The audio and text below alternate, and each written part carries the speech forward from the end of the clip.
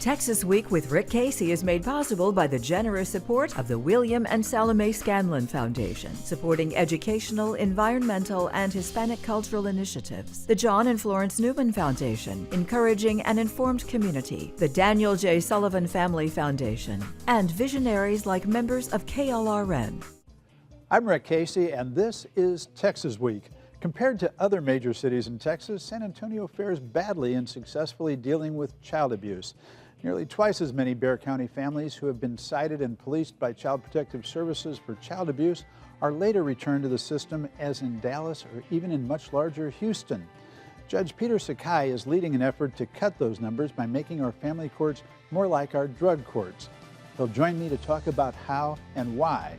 Evan Smith, editor-in-chief of the Texas Tribune, joins me in the studio to discuss the coming showdown between Joe Straus's House and Dan Patrick's Senate on the only task the legislature is required to perform, deciding how we raise and how we spend state money. And in my last word, the governor is calling out the National Guard, not to intercept invading immigrants, but to protect Texans from federal troops. Texas Week starts now. This week's most important stories, people, and issues in depth. This is Texas Week with Rick Casey. Bexar County has a reputation as among the worst in the state for child abuse and neglect. According to a recent article in the Express News, Bexar County had the second highest number of confirmed child abuse victims in the state and the highest number of re-victimizations, children harmed again after their families were supposedly helped by Child Protective Services. Judge Peter Sakai, who has presided over child abuse and neglect cases for more than 20 years, has decided that the way our courts deal with the issue are a significant part of the problem. Judge Sakai joins me to discuss new plans to deal with our system of handling child abuse cases. Welcome, Judge Sakai. Thank you. You know, we read about the most egregious cases, but I'd like to set the discussion here about how you're going to reform by asking you, what are the more typical cases that you see day to day coming into court? You know, in regards to our Child Protective Service docket and the families that come in there, the majority of cases come in really with neglect. Neglect really is rooted with drug and alcohol addiction, lack of mental health services, domestic and family violence issues. You know, we do have those real serious cases of child death and serious bodily injury. The reality is, and that's what I've basically told the legislature, I've told our local officials here, that we cannot allow child deaths to basically overwhelm our Child Protective Services and ultimately the court system and the way we handle families. But you've, I think, come to the conclusion that part of the problem is the court system that we're dealing with. It takes too long. There's problems of people not getting enough service. A very good article by Melissa Fletcher Stolce in Sunday's Express News. She quoted you and some others. It's saying some things that apparently have some lawyers, prosecutors, CPS officials upset. But what it cited was overworked and understaffed CPS workers, which we've been hearing about for a long time, a lot of turnover, ill-prepared state prosecutors who rubber stamp CPS recommendations, and parents who are given cookie-cutter treatment plans. There was some hints also that the cases are drawn out with court-appointed attorneys, drawn out for various reasons.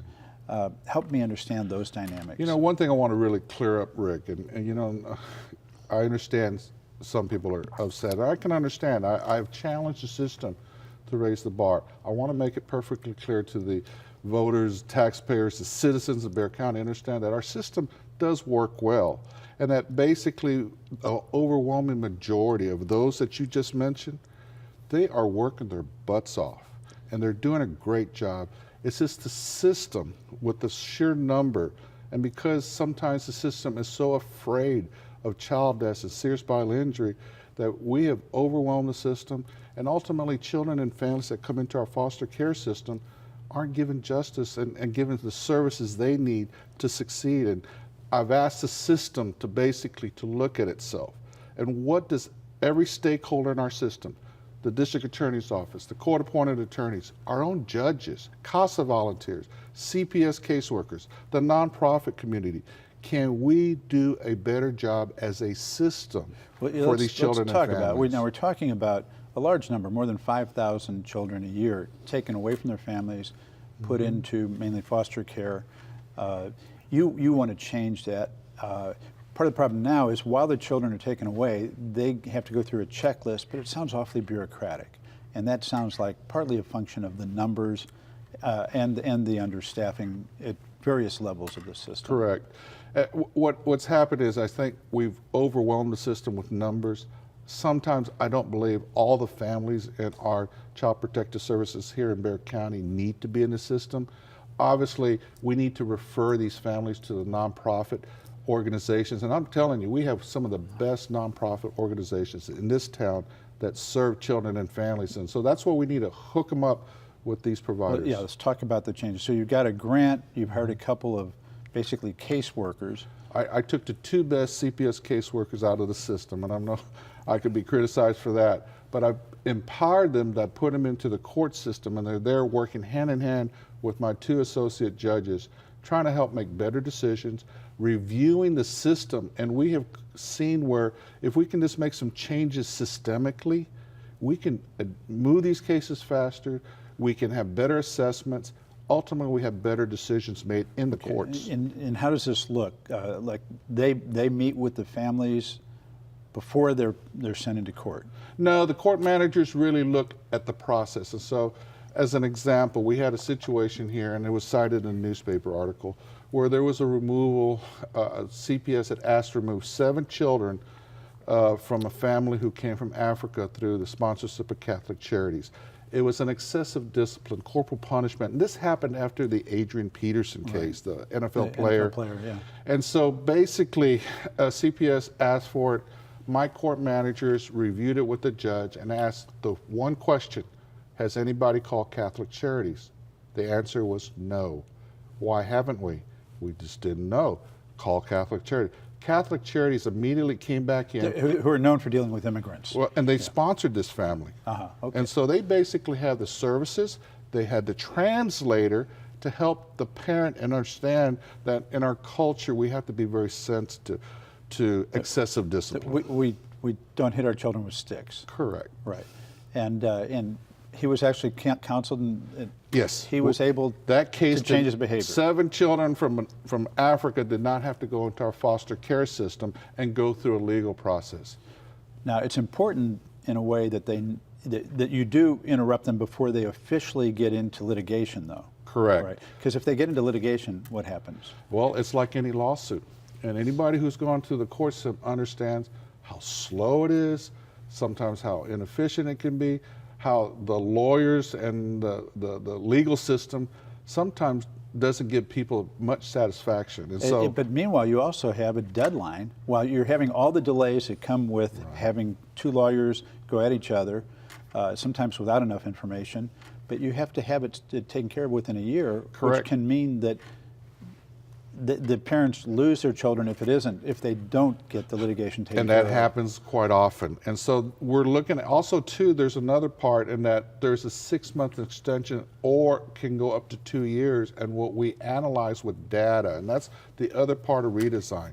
We look at everything through data. I have a specialized data analyst that doesn't just enter data, analyzes data, so that what we see was that we saw many cases going to the 2-year mark. And what it boils down to is we saw numerous case resets, we saw families languishing, we saw families not getting services. And so basically we're trying to make sure these families, when they walk in the door to this courthouse, they get their services. And that's one of the part of redesign, is to bring the nonprofit community and put them in a space so that people can connect right there when they We're first talking step in the about courthouse. literally having a suite of offices where immediately they go out of the courtroom and they meet with. They'll meet with the drug and alcohol counselors, they'll meet with the mental health professionals, they'll meet with the domestic and family violence therapists. We will get them hooked up with services immediately. Well, now this is based on your experience with another court you supervised, the Family Drug Court, which Correct. tries to deal with situations where parents being on drugs lead to all kinds of problems. Right. And The Family Drug Court is an intensive program, and so we handle about 7,500 families, but we provide a wraparound services. We have all those professionals at the table every Friday afternoon when I supervise these family drug court I families. looked at that and I saw 100 families, 5,000 removals. Can that kind of intensive service be scaled up to deal with the kind of volume you have in the Obviously, children's court? you know, I could go to the county commission and say, let's build more family drug courts and let's just keep, you know, and increasing capacity.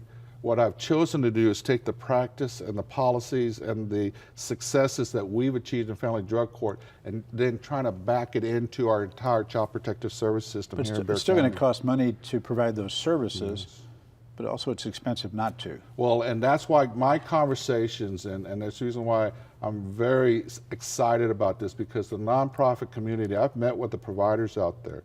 I have basically asked them to step up, and they're willing to meet that challenge about the capacity of all these families now entering into their system. Is that right? Because they're expensive. I've noticed that Melissa in her story talked about the average appointed lawyer in the family drug case is about half what it is in the children's court. Partly because things We do happen things faster. very expedited.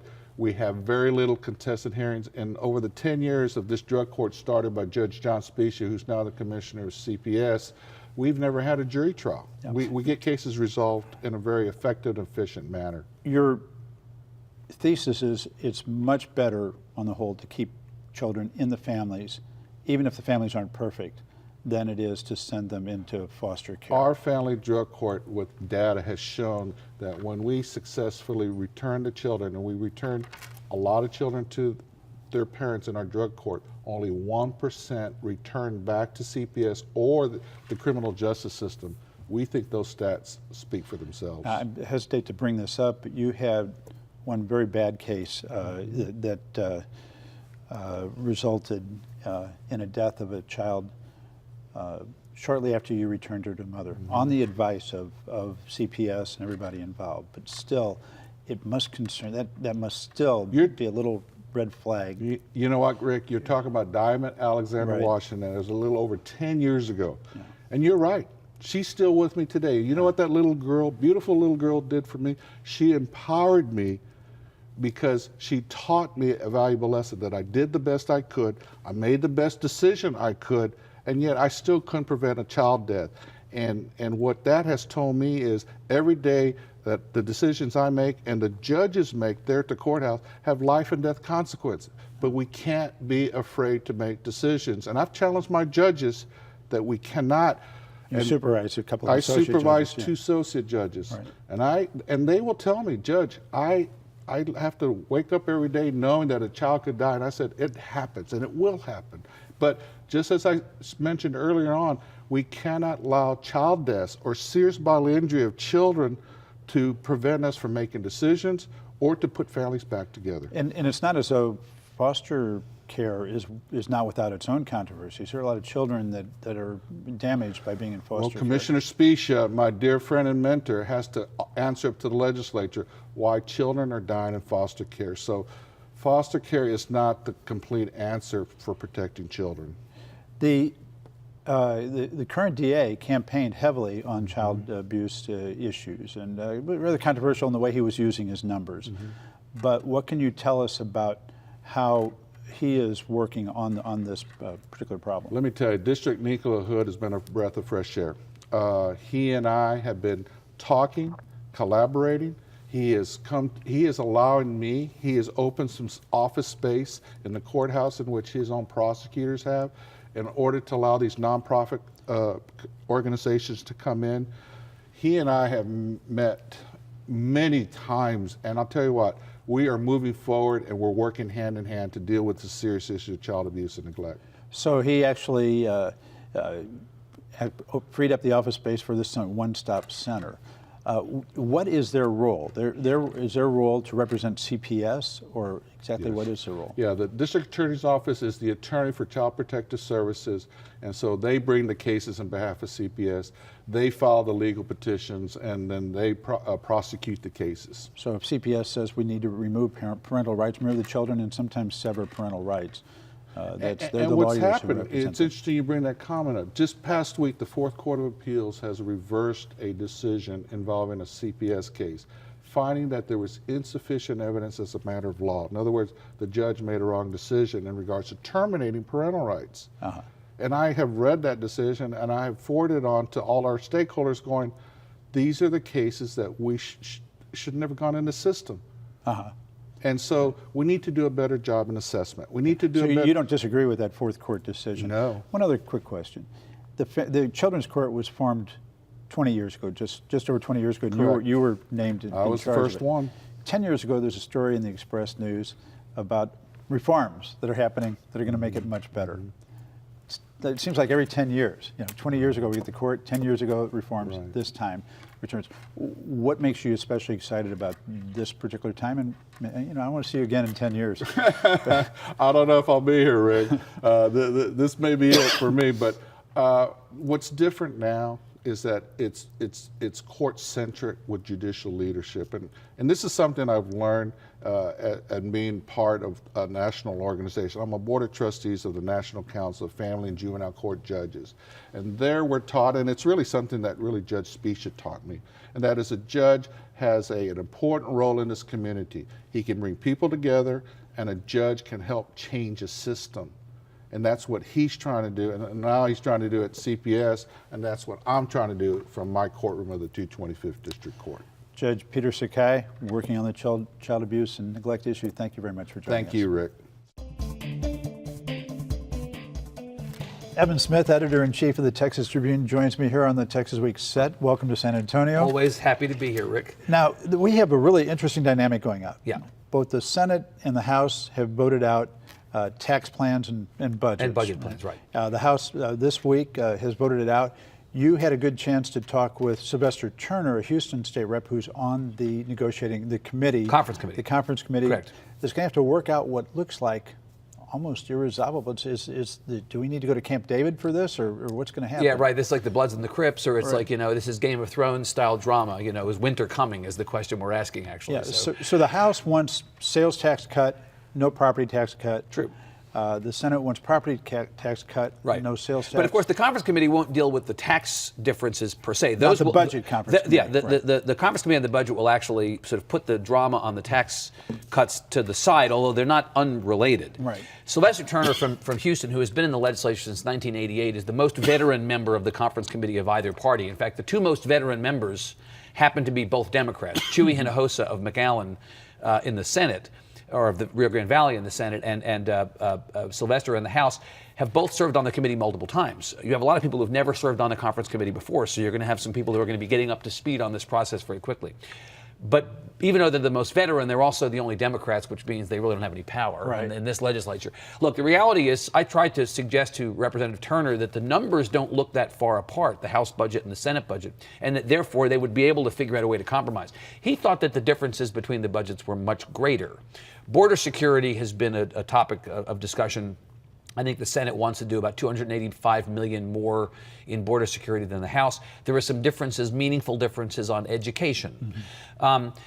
The disposition of the House and the Senate, they've been very oppositional this session. It's much more House versus Senate session than I thought it would be. Typically, it's a rural versus urban session, or it's an R versus D session.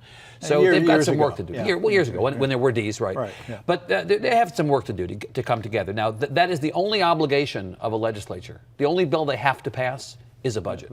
Sylvester says, to ruin the suspense, we're going to pass a budget. Okay. Well, it was interesting on the tax side, and their negotiators have been told we'll let the tax committee join. There'll be a Ways and Means deals with the tax stuff in the House. On that vote, it was the sales tax was what, unanimous? It was unanimous, despite the fact that a number of people like Sylvester Turner believe that we're not doing enough to take care of our priorities before we're giving money back to taxpayers. But it's hard to vote against a tax break. It is. For a politician.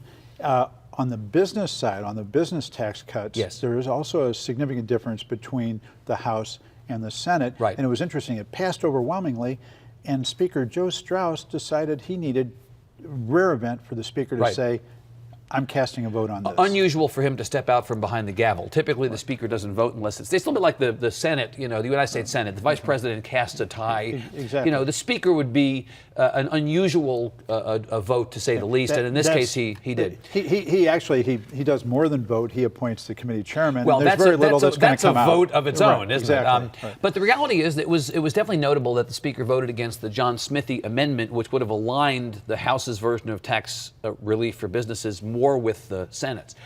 As I said a moment ago, this has been more of a House versus Senate session. Has it been through the front door, a Joe Strauss versus Dan Patrick session? Not really. It's been more members and members have been fighting, and body have been fighting. On the other hand, Joe Strauss is not a guy who makes a fist. Or at least in our experience with Joe Strauss over time, his style of diplomacy is a little bit different than, first second of a fight he makes a fist. This was kind of a Joe Strauss with a fist moment. Yeah. And you kind of wonder what's going on here. Was this Joe Strauss flipping off the Senate to be public television friendly, and how I worded that? I mean, is that what he was saying? Yeah. I think that's a reasonable question to ask. Yeah. And do you have any notion what it is? I'm going to wait to see the end of the session before I pronounce people's motivations, and before I pronounce more importantly, a winner. I mean, what Sylvester Turner said to me a few hours ago as I sit here is, we've got to compromise. We've got to come together. We've got to get a budget. I think a lot of this chest puffing and fist making and drama at this point of the session is just that. And that by the end, by June 1st, the plane will land more or less safely. We will know by then whether this was Joe Strauss really making a fist, or whether this was something a little bit different than what it appears to be. And meanwhile, very quickly, yeah, the governor, he's... Well, people have said, well, the governor's absent, but, in some ways, he may be so late he's early, to entering these frays. He may be thinking that the better course politically is to let them hash it out and for him to kind of fly back over it at the end and put his stamp of approval on it. Well, we will be back talking about this again. Good, Rick. Okay. Evan Smith, very much. We've set up a link to the Texas Tribune website. Just go to klrn.org/TexasWeek. We'd like to hear from you. Email us at texasweek@klrn.org. You can also follow us on Facebook and Twitter. And now, the last word with Rick Casey. Governor Rick Perry ordered National Guard troops to the border to watch out for Mexican immigrants. But this week, Governor Greg Abbott went him one better. He ordered the National Guard to watch out for invading U.S. troops. The order came in preparation for war game exercises being planned by a number of U.S. military units for later this summer. Called Operation Jade Helm 15, the exercises will involve 1,200 members of the military and take place across Texas and 6 other western states. The military says it is to practice core special warfare tasks which help protect the nation against foreign enemies. But some radio talk show hosts have been warning that the operation really will be in preparation for taking over the states and imposing martial law. The internet is lighting up with conspiracy theories, including statements that Walmart stores across the country are being renovated, complete with interconnected tunnels for use by special forces for the federal takeover. On Monday, more than 150 people turned out for a presentation by Lieutenant Colonel Mark Lastoria of the U.S. Army Special Command to the Bexar County Commissioner's Court. The crowd was not completely mollified. It's the same thing that happened in Nazi Germany, the Austin American statesman quoted resident Bob Wells as saying. You get the people used to the troops on the street, the appearance of the uniformed troops, and militarization of the police. They're gathering intelligence and moving logistics in place for martial law. Others carried signs such as "No Gestapo" in Bastrop. Wednesday, Governor Abbott issued a letter to the National Guard commander directing the Guard to monitor the federal military exercises so that Texans know their safety, constitutional rights, private property rights, and civil liberties will not be infringed. Well, this is not the first time exotic military exercises have met with resistance in Texas. 17 years ago, a black helicopter exercise that would drop special forces onto urban buildings was blocked by a mayor and police chief in, of all places, Military City, USA.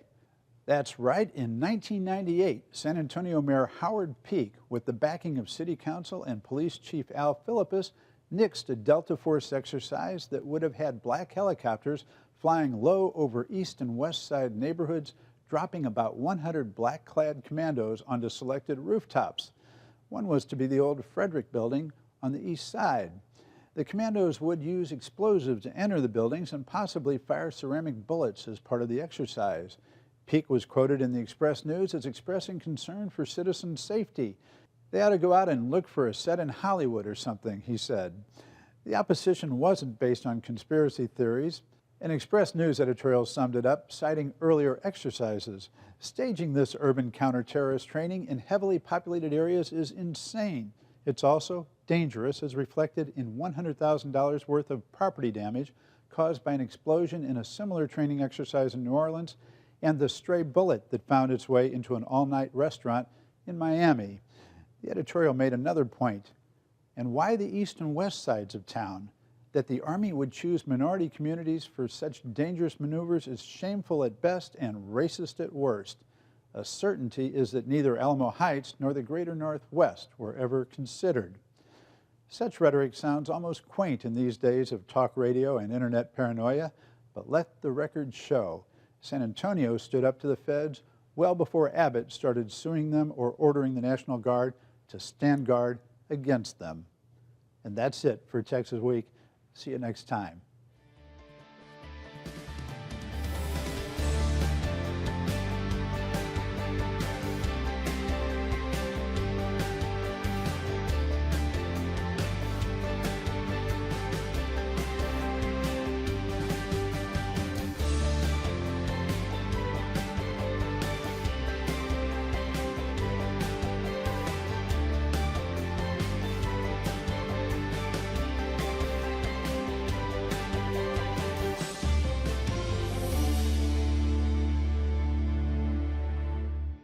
Texas Week with Rick Casey is made possible by the generous support of the William and Salome Scanlon Foundation, supporting educational, environmental, and Hispanic cultural initiatives. The John and Florence Newman Foundation, encouraging an informed community. The Daniel J. Sullivan Family Foundation, and visionaries like members of KLRN.